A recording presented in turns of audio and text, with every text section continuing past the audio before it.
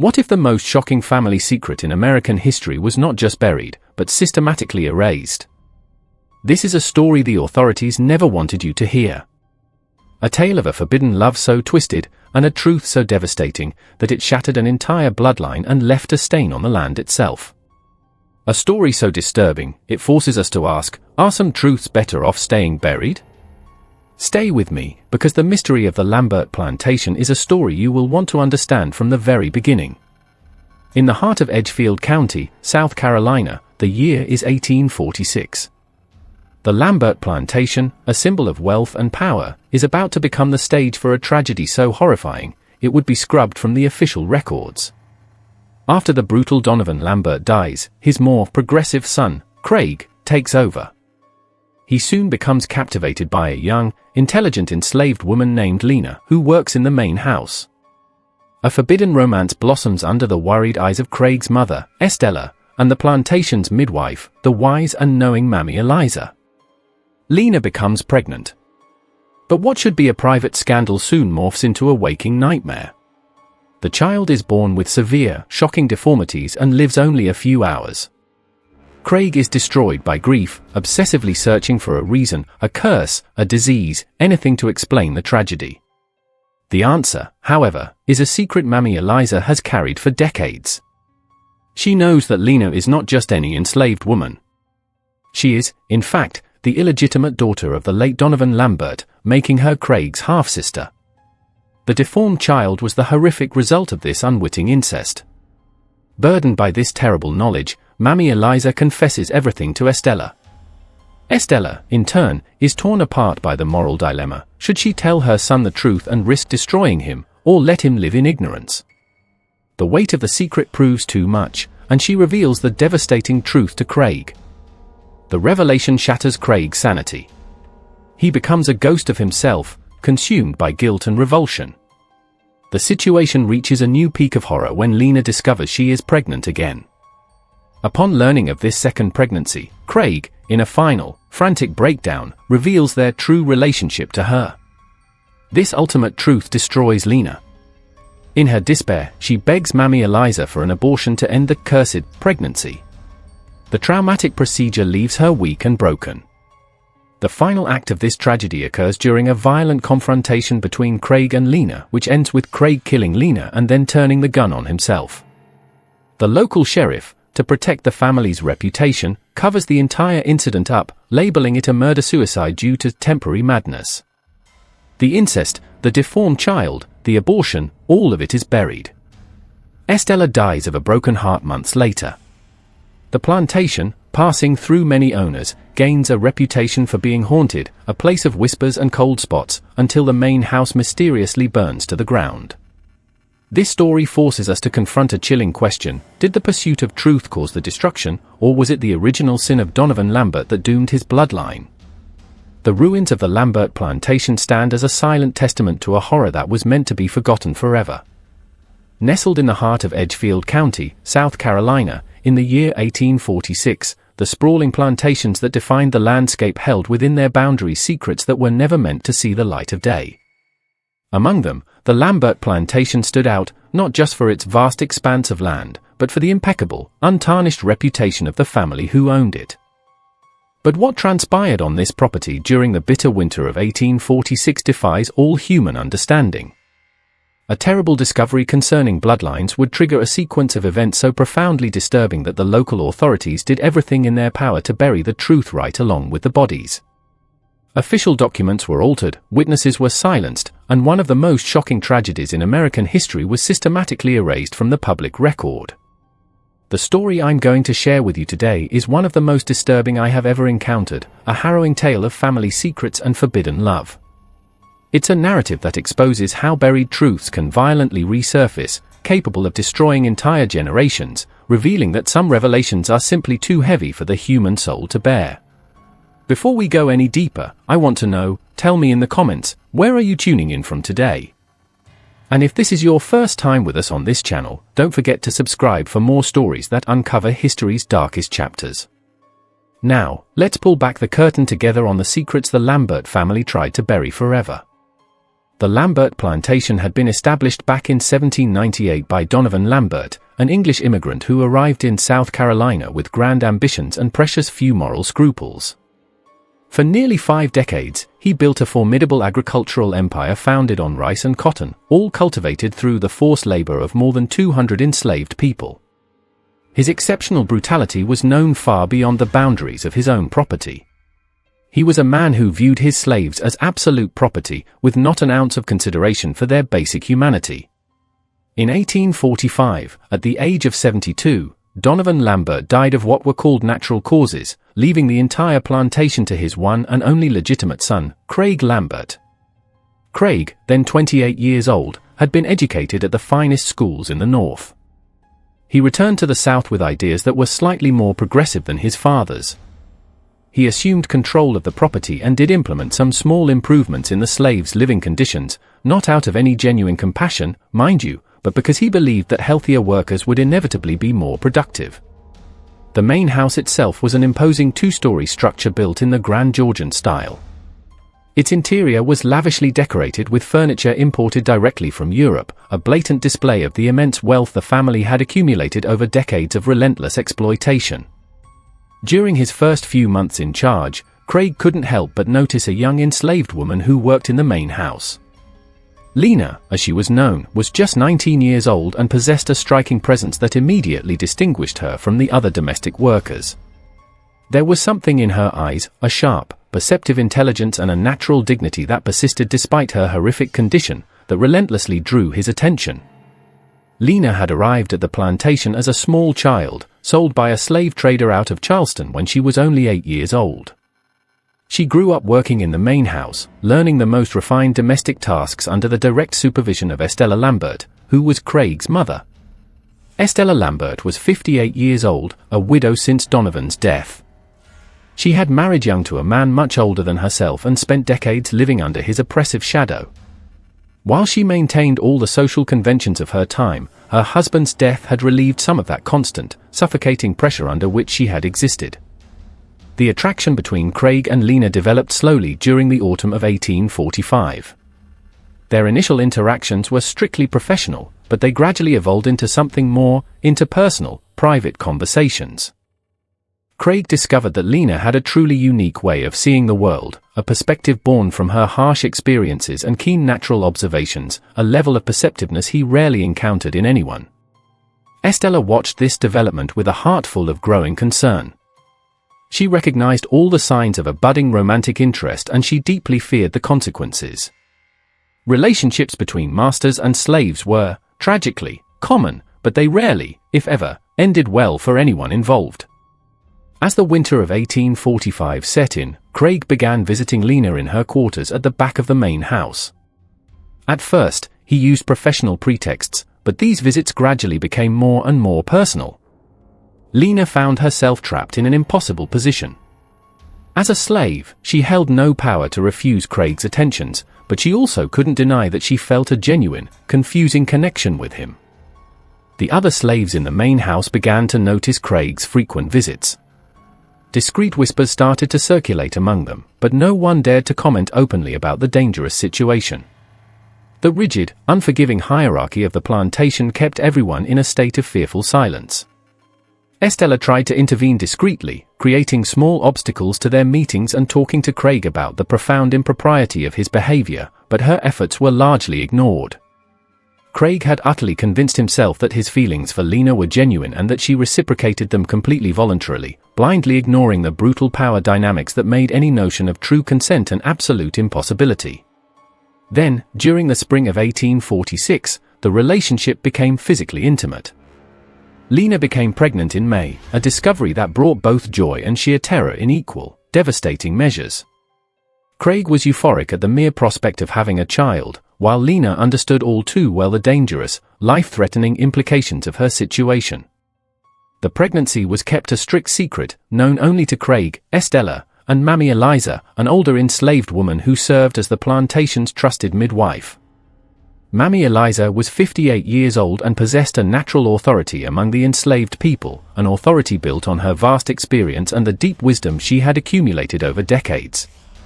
She had arrived at the plantation at the age of 18 and had witnessed virtually all of the Lambert family's darkest secrets.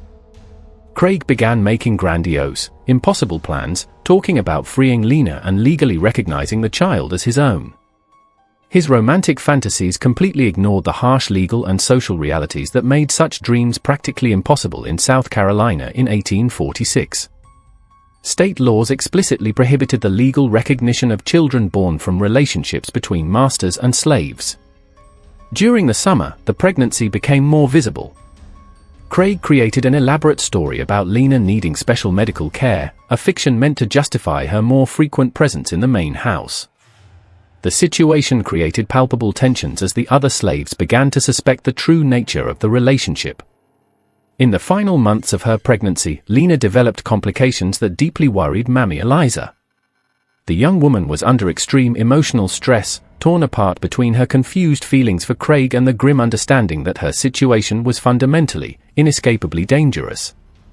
Mammy Eliza had served the Lambert family for 40 long years. For decades, she had been forced to remain silent about the countless abuses she witnessed, including the frequent rapes that Donovan committed against young enslaved women. But among the very darkest secrets that Mammy Eliza carried was the knowledge of Lena's own birth. She had assisted at the birth of a woman named Sarah, a young slave who died while giving birth to her daughter back in 1827. That child was clearly Donovan Lambert's daughter, evidenced by her distinct facial features and other undeniable signs of kinship. Mammy Eliza had cared for Lena during her earliest years on the plantation, silently observing how Donovan showed this child an unusual, unsettling amount of attention. When Lena was 8 years old in 1835, Donovan ordered that she be sold to a trader in Charleston, coldly claiming he wanted to clean the property of any evidence of his indiscretions. But Lena's return to the plantation years later had been arranged by Donovan himself, shortly before his death in 1845. He had brought the young woman back through an intermediary, without ever revealing his true motivations to Estella or to Craig. It seemed not even he was fully conscious of the real reason behind his decision. Perhaps it was a distorted, buried paternal impulse, or maybe simply the desire to recover a piece of property he still considered valuable. Throughout the entire development of the relationship between Craig and Lena, Mammy Eliza watched with a heart full of growing anguish, knowing they were half-siblings, but completely unable to reveal the truth without exposing decades of the family's vilest secrets. She prayed the relationship would simply end on its own. But Lena's pregnancy made the situation impossible to ignore any longer. The month of September 1846 brought a tense, heavy atmosphere of grim expectation to the Lambert plantation. Lena was in the final stages of her pregnancy, and Craig had become increasingly anxious and overprotective, spending hours beside her, reading aloud and making elaborate plans for the child's future. Estella observed the situation with a profound, deepening unease. Although she still didn't understand the true, horrific nature of what was about to unfold, Mammy Eliza prepared for the birth with an anguish that went far beyond her normal medical concerns. She knew, with a sinking certainty, that she was about to assist at the birth of a child conceived through incest. During the second week of September, Lena began having premature contractions that immediately alarmed everyone involved. Mammy Eliza determined that the baby was trying to be born almost a full month early, a dangerously precarious situation for both Lena and the child. Craig panicked, insisting on calling a doctor all the way from Charleston.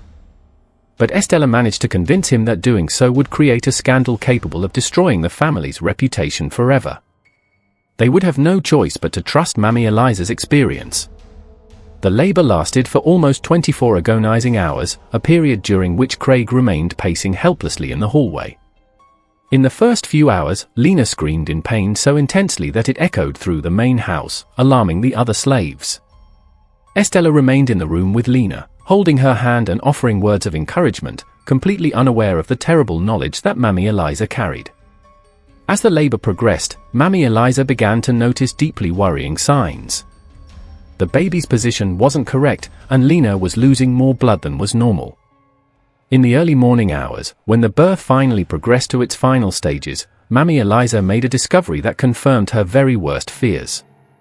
When the baby's head appeared, she could immediately see that the child presented severe anomalies.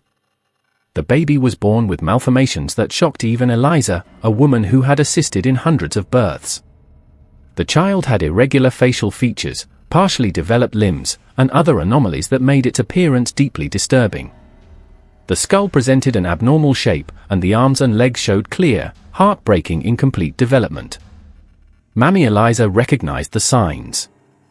She had seen similar deformities on other, very rare occasions. Her heart filled with an immense, crushing guilt, knowing she could have prevented this tragedy if only she had found the courage to reveal the truth before it was too late. Lena, utterly exhausted from the prolonged labor, initially didn't notice the deformities. She asked to hold her baby, but Mammy Eliza hesitated, looking to Estella for guidance. When Lena finally saw her son, her reaction was one of pure, unadulterated shock.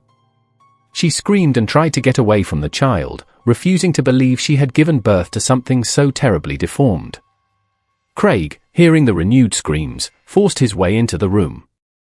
The moment he saw the child, he was paralyzed, completely unable to comprehend how this horror had happened. The child lived only a few short hours after birth. Its deformities were so severe that it couldn't breathe properly or feed. Craig remained in the room during the final hours of his son's life, holding the deformed child and desperately trying to find some trace of beauty in its distorted features.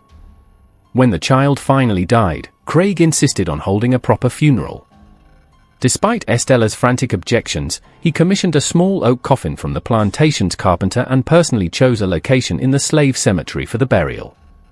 The funeral was a simple, somber ceremony, but Craig read biblical passages about innocence and redemption, his words echoing through the silent, mourning gathering. In the days following the funeral, Craig developed a routine that deeply alarmed Estella. He visited the child's grave every single morning at dawn, remaining kneeling for hours on end while murmuring prayers and desperate promises. His visits frequently lasted more than 2 hours, during which he spoke to the dead child as if it could still hear him. During the day, he isolated himself in his office, becoming meticulous in documenting every aspect of the tragedy through pages of notes where he recorded his wild theories about the possible causes of the deformities. His speculations included environmental influences, divine curses, and hereditary defects, but he simply didn't possess the scientific knowledge to understand the true cause. Craig became anxious for any scientific explanation, writing desperate letters to doctors in Charleston and Savannah. His correspondence was intensely detailed and anguished, minutely describing every aspect of the deformities and begging for answers about congenital malformations. He sent several letters during the weeks following the birth, but he never received any satisfactory responses.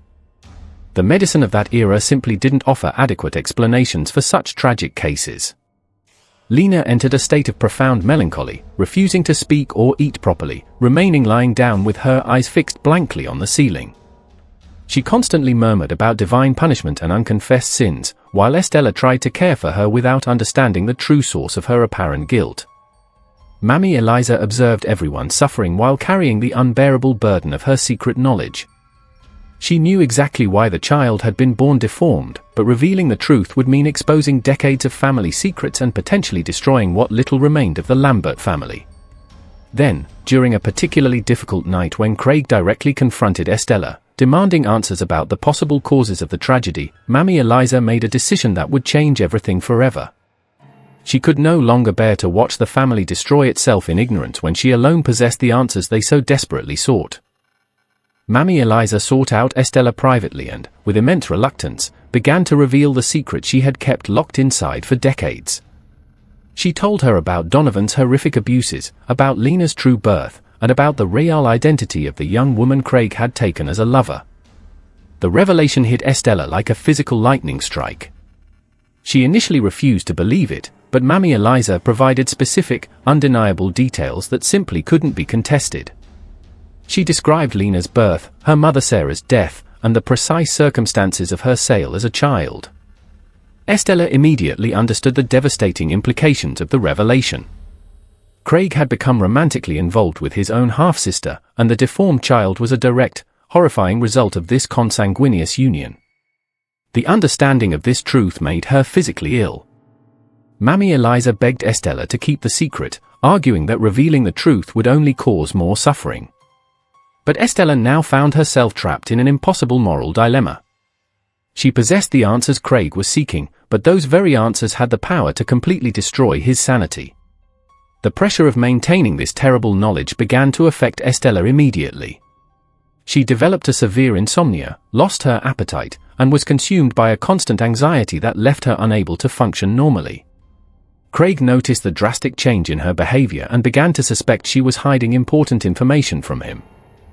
During a particularly intense conversation with Craig, Estella almost revealed the truth, but she managed to control herself at the very last moment. However, she realized with a sinking heart that she couldn't keep the secret much longer. The pressure was becoming absolutely unbearable. Don't forget to subscribe to the channel to follow the shocking unfolding of this disturbing story. In the next chapters, we will discover how this terrible revelation will completely and utterly destroy the Lambert family. The month of October 1846 brought a perceptible, chilling change to the very air of the Lambert plantation. Estella now carried the overwhelming burden of the knowledge that Mammy Eliza had shared with her. She struggled daily with the monumental decision of whether or not to reveal the truth to her son. Craig continued his frantic search for answers about his dead son's deformities. He had written several letters to various doctors, but the few responses he received were vague and deeply unsatisfactory. The medicine of 1846 didn't offer any adequate explanations for such severe congenital malformations, leaving Craig even more lost and frustrated. Lena remained in a state of extreme emotional fragility. She had developed a frantic prayer routine, spending hours kneeling in her room, murmuring pleas for forgiveness and purification. Her physical appearance had deteriorated significantly since the traumatic birth, and she frequently refused to eat.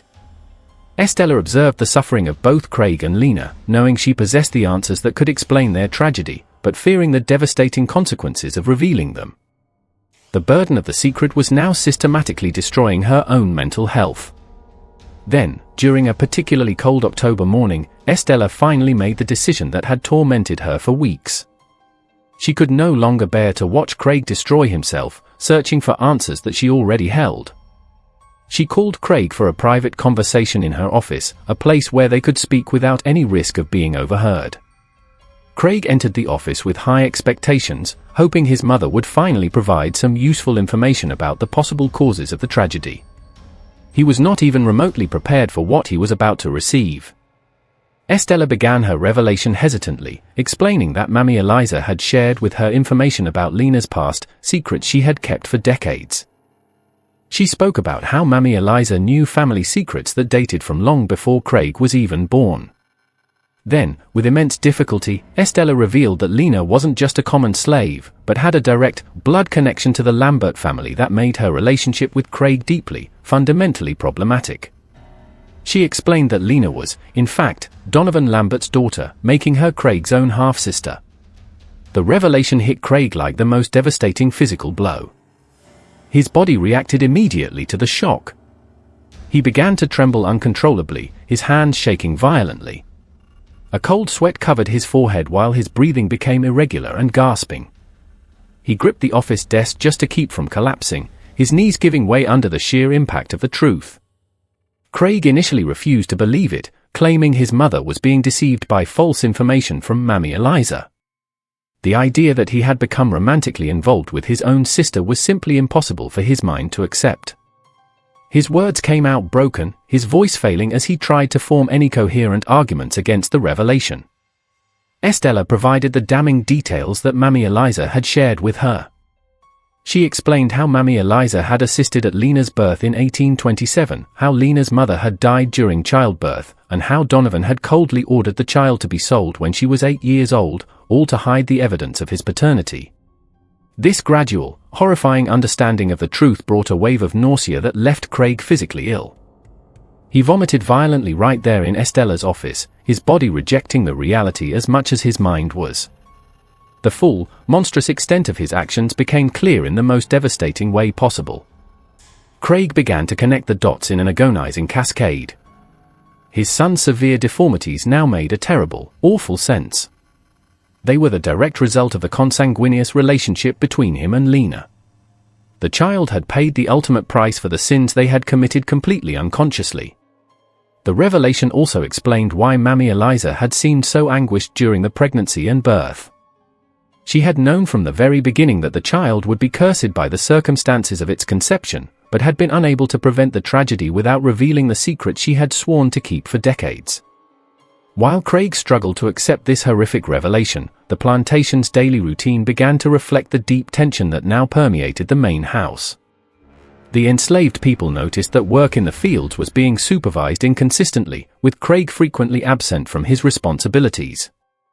Productivity decreased visibly, and the overseers had to assume more authority just to maintain a semblance of order. Craig demanded to know why Estella had kept this information secret, even if only for a few weeks.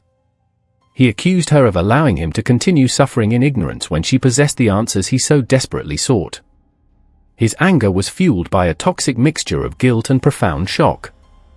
Estella explained that she had discovered the truth only recently through Mammy Eliza's revelation.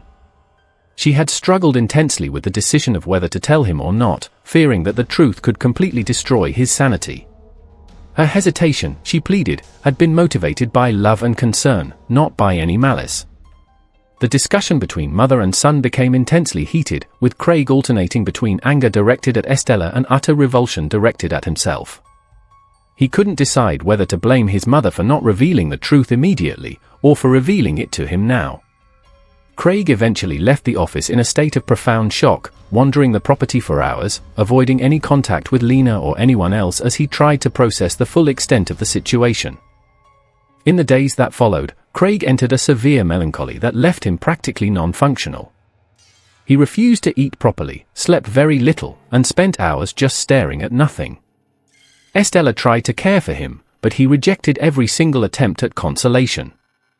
Lena, still completely unaware of the revelation, noticed the dramatic change in Craig's behavior.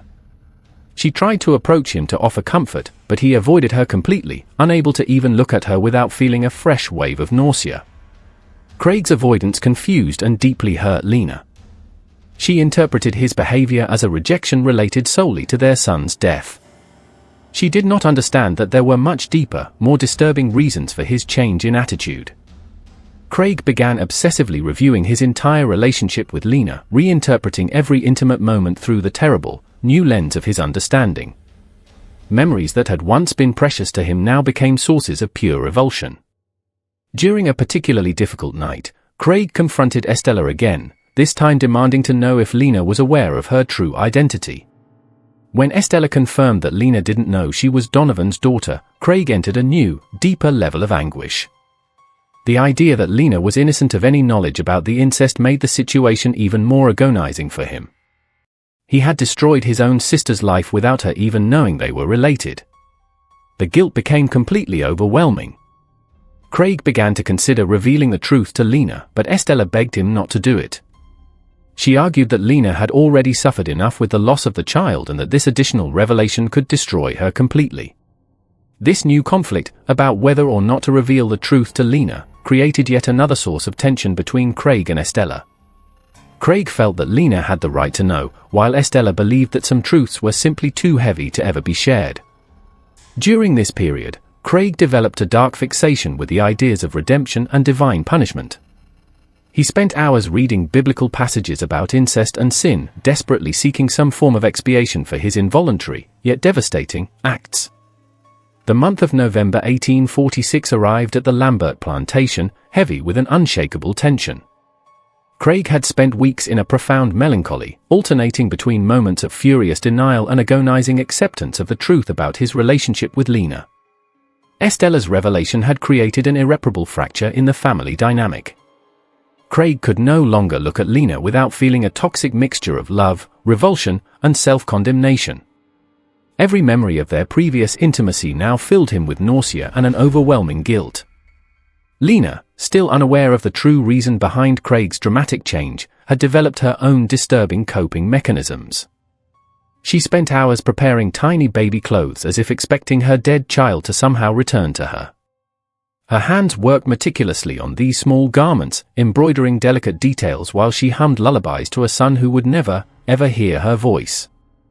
Craig had become obsessive about documenting his crumbling feelings.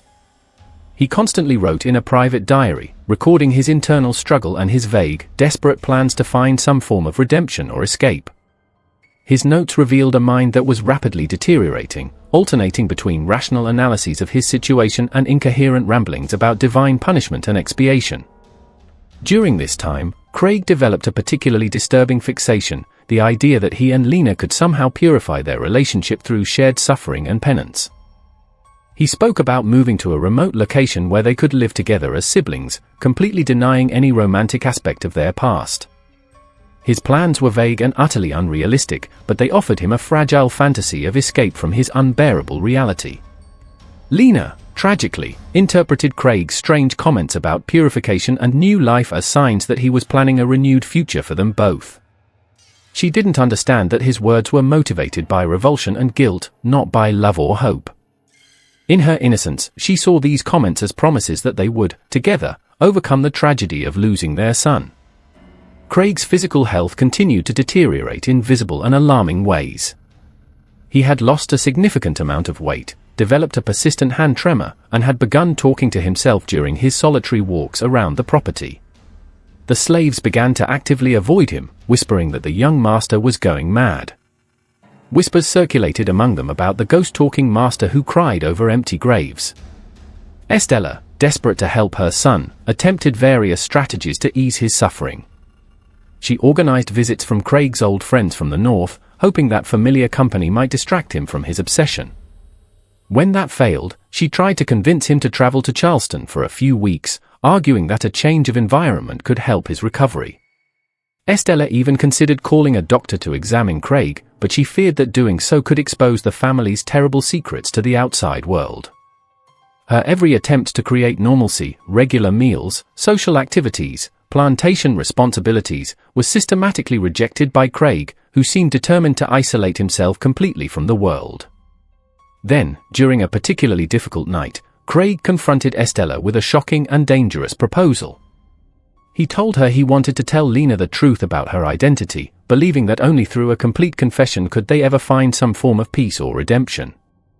His eyes shone with a feverish intensity as he explained this distorted logic. Estella begged Craig to reconsider, arguing that Lena had already suffered more than enough trauma with the loss of her deformed child. She feared that this additional revelation could completely destroy the young woman's sanity, who was already showing clear signs of severe emotional instability. Estella painted terrible, vivid scenarios of what would likely happen if Lena discovered the truth. Craig, however, had convinced himself that keeping the secret was a form of moral cowardice. He argued that Lena had the absolute right to know her true identity, and that only through the complete, unvarnished truth could they ever find some form of spiritual expiation. His logic was dangerously influenced by his extreme religious readings about confession and penance. The discussion between mother and son became increasingly intense and desperate, with Estella using every possible argument to dissuade Craig from his catastrophic decision. She pointed out that the revelation wouldn't change the past, but would only create more suffering in the present. She begged him, on her knees, to consider Lena's well-being above his own selfish need for absolution. Craig, however, had developed a distorted worldview where immense suffering was seen as necessary for purification. He believed that both he and Lena needed to face the complete, horrifying truth of their acts to be able to find any form of spiritual redemption. His religious convictions had become extreme, and they were leading him toward a cliff. During this period of intense conflict, Lena continued her disturbing activities related to preparing for a future baby. She organized and reorganized infant clothes, spoke aloud about when the next one comes, and demonstrated behaviors that suggested a growing disconnection from reality. She had created a fragile fantasy world where her dead child would somehow return, or be replaced. Craig observed Lena's behavior with a heartbreaking mixture of tenderness and revulsion. He wanted to console her, to explain why they could never, ever have another child, but he couldn't find the words that wouldn't simultaneously reveal the terrible truth about their relationship. Every interaction between them had become a fresh torture for him. The tension in the main house had become so thick it was palpable to every resident. Mammy Eliza, the one who had originally revealed the truth to Estella, observed these devastating developments with a soul full of growing regret. She wondered if she had done the right thing by breaking her decades of silence, seeing now how the knowledge was systematically destroying the family she had served for so long. Craig had begun to develop specific, detailed plans to reveal the truth to Lena. He mentally rehearsed how he would approach the subject, what words he would use, and how he would try to minimize the inevitable trauma of the revelation. His plans were naive and utterly inadequate for the complexity of the situation, but he was determined to move forward. Craig's obsession with confession was now critically affecting his ability to function normally. He neglected all his responsibilities on the plantation, avoided any and all social contact, and spent hours in somber contemplation about sin, punishment, and redemption. The plantation itself began to visibly suffer under his absent leadership. Estella realized, with a sinking heart, that she couldn't dissuade Craig indefinitely. His determination to reveal the truth to Lena seemed to be strengthening with each passing day, fueled by his growing guilt and his frantic search for some form of moral absolution. She slowly began to prepare herself for the inevitable. Then, on a cold November morning, Craig finally made the decision to act. He informed Estella that he would reveal the truth to Lena that very day, regardless of any objection she might have. His resolution was firm and apparently unshakable, his eyes showing a frightening, determined gleam that terrified Estella. Estella made one last, desperate attempt to change Craig's mind, offering alternatives, like sending Lena away from the plantation or creating a cover story that would explain why they could no longer have a romantic relationship. Craig rejected every single suggestion, insisting that only the complete, brutal truth could ever free them from their torment. Craig's absolute determination to reveal the truth created an atmosphere of grim inevitability in the main house. Estella knew, with a chilling certainty, that events were about to take a turn that could completely and finally destroy what little remained of her family.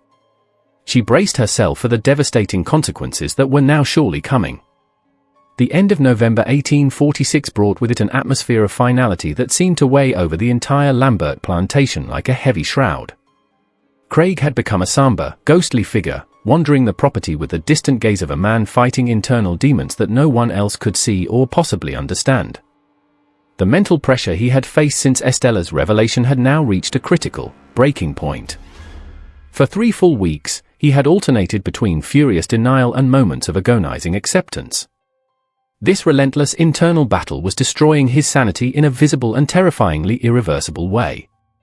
Lena continued, blissfully unaware of the true nature of her situation, but her general anxiety had now transformed into a constant, low-grade terror. She actively avoided Craig whenever possible, hiding in the most remote corners of the main house. Her nightmares had become so intense and vivid that she frequently woke up screaming, her cries alerting the entire house to her profound suffering. Estella observed the rapid deterioration of both young people with a growing, helpless anguish. The truth she had revealed was consuming her family from the inside out, and she felt utterly powerless to prevent the tragedy that was now approaching like an inevitable storm. It was during this period that Lena made a terrifying discovery: she was pregnant, once again. The revelation filled her simultaneously with a flicker of joy and a wave of absolute terror. Joy at the possibility of replacing the child she had lost, terror from the fresh, haunting memories of the deformities that had marked the first birth. She kept this new pregnancy a secret, fearing Craig's reaction and not understanding the true reason for his disturbed and distant behavior. Her obsessive preparation of baby clothes and her constant, murmured references to the next one finally made a heartbreaking sense. Lena wasn't just dealing with grief, she was actively preparing for a new child that was already growing in her womb. Her anxiety about this new pregnancy mixed violently with the trauma of her previous loss, creating an increasingly fragile and precarious mental state. Craig's final, complete breakdown occurred during a bitterly cold November morning, when he found Lena in the nursery, preparing yet more baby clothes in the room that had belonged to their dead son. The sight of her carefully organizing those small garments, combined with her slightly different physical appearance, suddenly aroused his darkest suspicions. Craig confronted Lena with an intensity that truly terrified her. He demanded to know why she was preparing for another baby, what she was hiding from him. His voice carried a mixture of anger and anguish that she had never heard from him before. Under this immense pressure, Lena finally admitted the truth: she was pregnant again. The confirmation of this second pregnancy hit Craig like a physical lightning strike. His mind, already tortured by the truth of their kinship, simply could not accept the idea that they were about to repeat the same terrible, horrific mistake. The mere prospect of another accursed child filled him with an absolute, primal dread. Lena, confused and frightened by Craig's violent reaction, tried to console him by saying that this time would be different, that the child would surely be born healthy. Her innocent hope about the true nature of their situation only intensified Craig's agony, who knew she didn't understand the abomination they were about to repeat. And then, the ultimate, devastating revelation burst out of Craig like a desperate, frantic confession. He told Lena that she was his sister, the daughter of the very same father.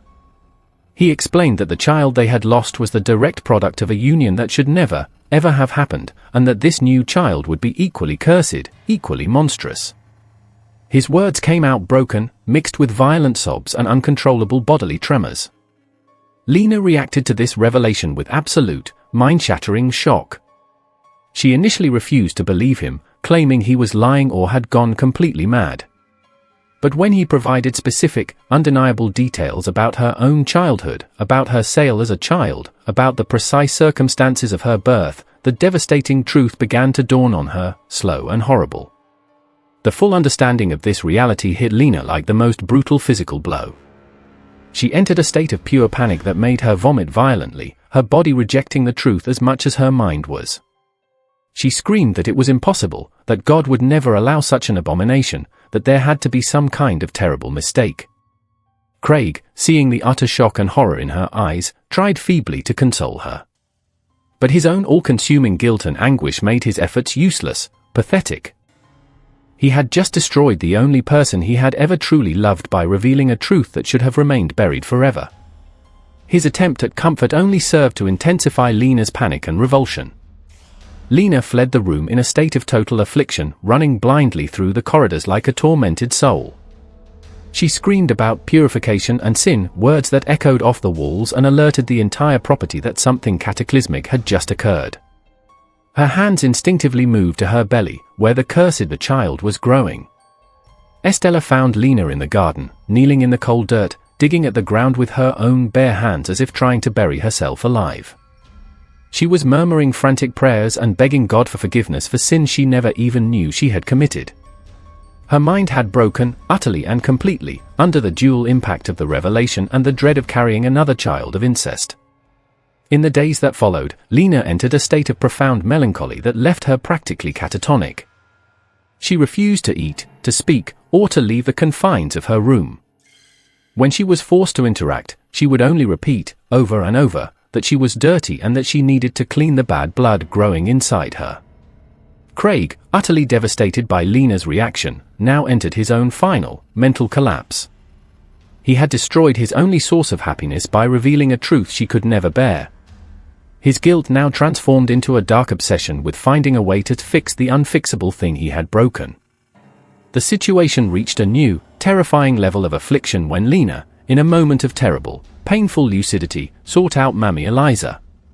She begged the older woman for help, explaining that she carried a cursed child inside her and that she needed to get rid of it before it could be born deformed, just like the previous one. Mammy Eliza, immediately understanding the grim nature of Lena's request, initially refused.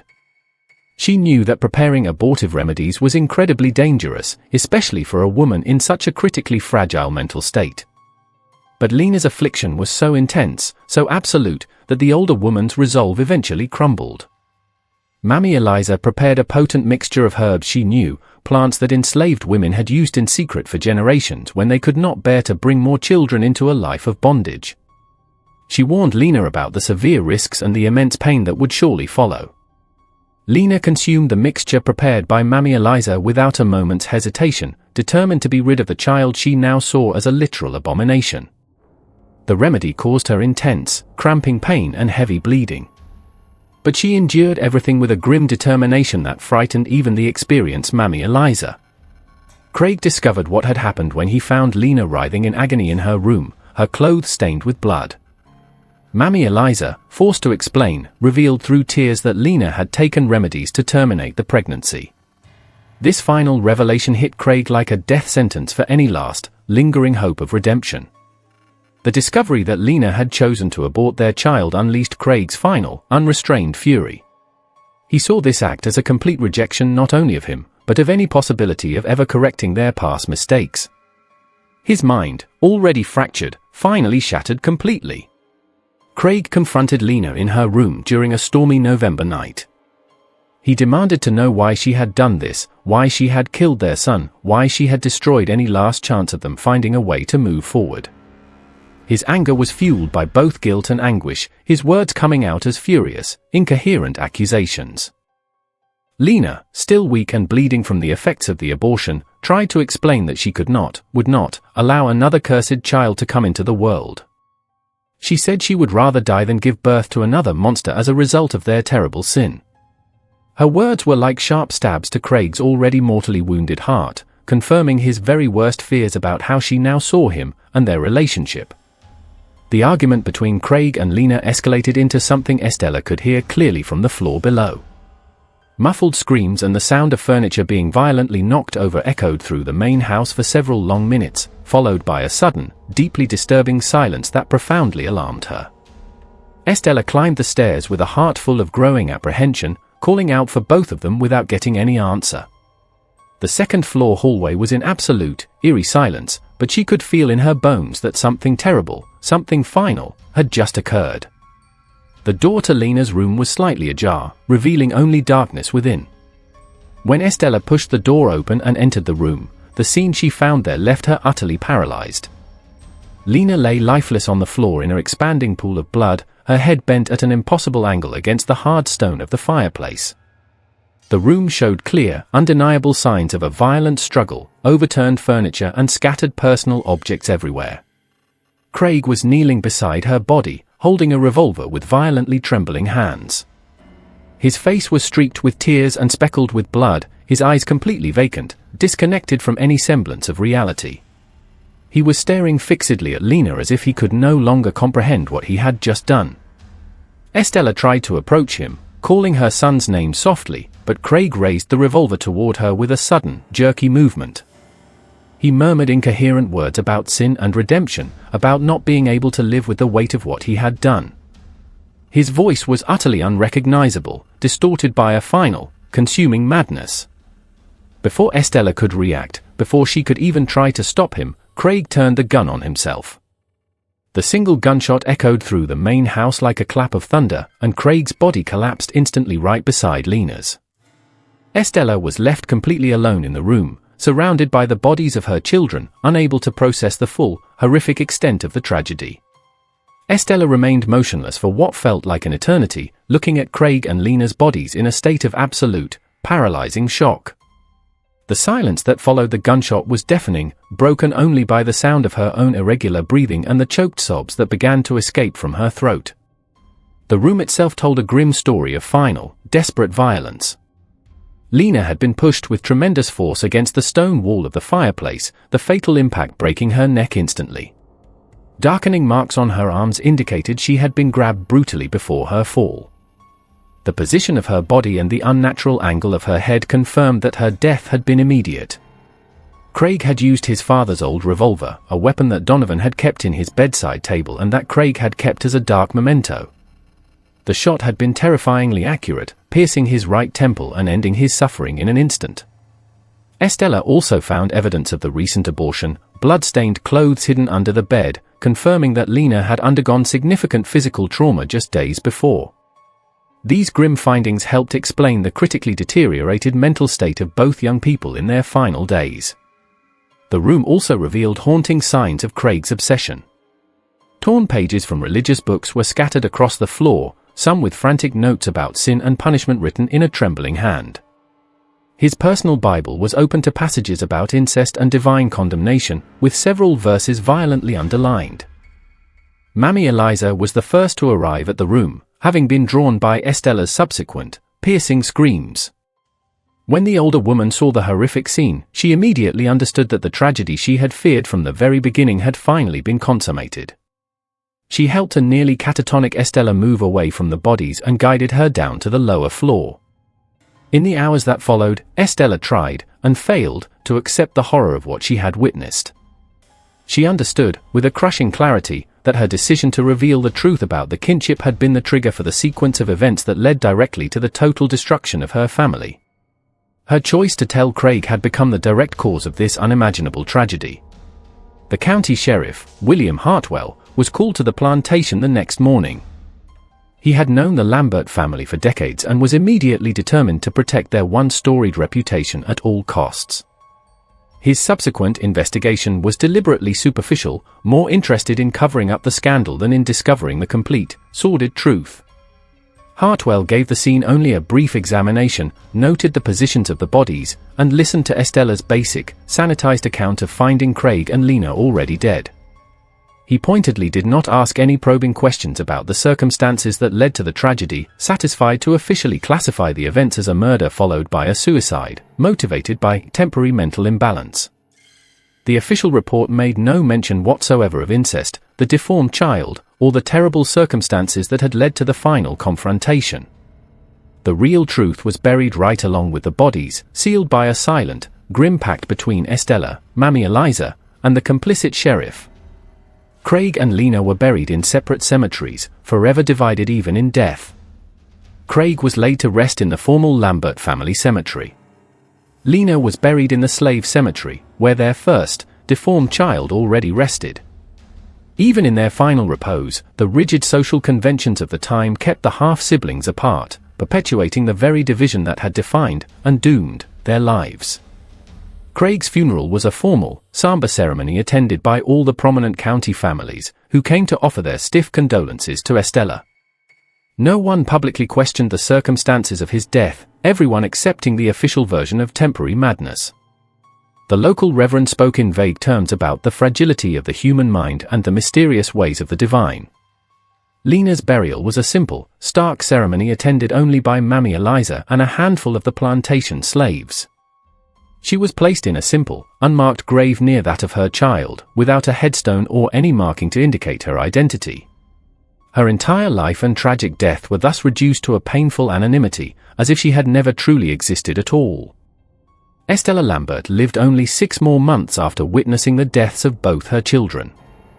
The trauma of seeing Craig kill himself before her very eyes, combined with the overwhelming guilt of having set the entire tragedy in motion, utterly destroyed her will to live. She died quietly in her sleep during a spring night in 1847. Some of the house staff would later say she had simply died of a broken heart. In her final months, Estella rarely ever left the confines of her room. She refused all visitors and spent hours simply staring out her window toward the cemeteries where her children lay. Mammy Eliza cared for her tenderly, but Estella had lost any and all interest in continuing to live. She was frequently heard murmuring quiet pleas for forgiveness, as if conversing with the invisible ghosts that now haunted her home. The Lambert plantation was sold off shortly after Estella's death, passing to a family of merchants from Savannah named Morrison. The new owners never learned a single detail about the tragedy that had occurred within those walls, but they immediately reported feeling an oppressive atmosphere that seemed to permeate the main house from their very first day. The Morrison family tried to renovate the property, but they faced a series of inexplicable difficulties. Workers refused to remain in the main house after nightfall, reporting strange, whispering sounds and a constant, unsettling sensation of being watched. Tools would mysteriously disappear, and several workers reported suffering from vivid, terrifying nightmares after sleeping on the property. After only 2 years, the Morrisons sold the property at a significant financial loss, claiming only that the land was cursed. They never publicly revealed the strange events that had forced them to leave so abruptly. But local whispers about the Lambert plantation curse began to circulate throughout the entire region, growing with each telling. Mammy Eliza remained on the plantation under the new owners, but she never, ever revealed to anyone the complete and horrifying extent of what she had witnessed. She died in 1852, taking the Lambert family's darkest secrets with her to the grave. In her final days, she was often heard murmuring quiet prayers for the lost souls of the main house. In the decades that followed, the Lambert plantation changed hands several more times, but it never managed to keep any owners for long. The property developed a truly sinister reputation in the region, with stories of ghostly apparitions and inexplicable events that inevitably drove away any potential buyers. Each new family that tried to establish itself there would eventually flee, leaving behind new stories of voices whispering in the corridors and shadows moving where no living person stood. Then, in 1889, more than 40 years after the original tragedy, the main house was partially destroyed by a fire of highly suspicious, unknown origin. The flames were first seen in the very room where Craig and Lena had died, spreading with unnatural speed through the entire second floor. Volunteer firefighters who arrived from neighboring towns found only smoking ruins and ashes that the wind soon scattered across the overgrown fields. The charred ruins were left abandoned after the fire, and South Carolina's relentless vegetation gradually reclaimed the property. The slave cemetery was completely forgotten, its simple, handmade headstones disappearing under a thick blanket of undergrowth. The deformed child remained in its anonymous grave, its brief and tragic existence forever erased from every official record. Today, only a few scattered stone foundations and some broken, weathered columns mark the place where the imposing Lambert main house once stood. Local hunters who occasionally pass through the area sometimes report strange, unsettling sensations. They speak of an inexplicable coldness in the air, of whispers that seem to come from nowhere at all, and of the persistent, creepy feeling of being watched by invisible, mournful eyes. The story of the Lambert family forces us to confront deeply uncomfortable questions about family secrets, hereditary guilt, and the devastating, unintended consequences of actions that can seem so justified in the moment. Estella truly believed she was doing the right thing by revealing the terrible truth to her son. But her decision, made with the best of intentions, triggered a final tragedy that destroyed everyone involved. This haunting narrative serves as a stark reminder that not all secrets are meant to be revealed, that some truths are simply too heavy for the human heart to bear. The line between seeking justice and unleashing total destruction is often far thinner than we would ever care to admit, and the very best of intentions can, with horrifying regularity, lead directly to the very worst of results. The Lambert plantation remains now as a silent, overgrown monument to a tragedy that should never have happened, but which became inevitable from the very moment Donovan Lambert first abused his absolute power. The vicious cycle of abuse and secrecy that he initiated only ended with the death of every single person involved, leaving behind nothing but ruins and haunted memories. Perhaps the true, final lesson of this story is that some sins are simply too great to ever be forgiven or forgotten, and that the consequences of our actions can echo through generations in ways we could never possibly predict. The Lambert family paid the ultimate, most terrible price for secrets that should have remained buried forever. So I leave you with these questions. Did Estella make the right choice in revealing the secret? Are some truths truly too heavy to ever be shared? And to what extent are we, ourselves, responsible for the hidden sins of our ancestors?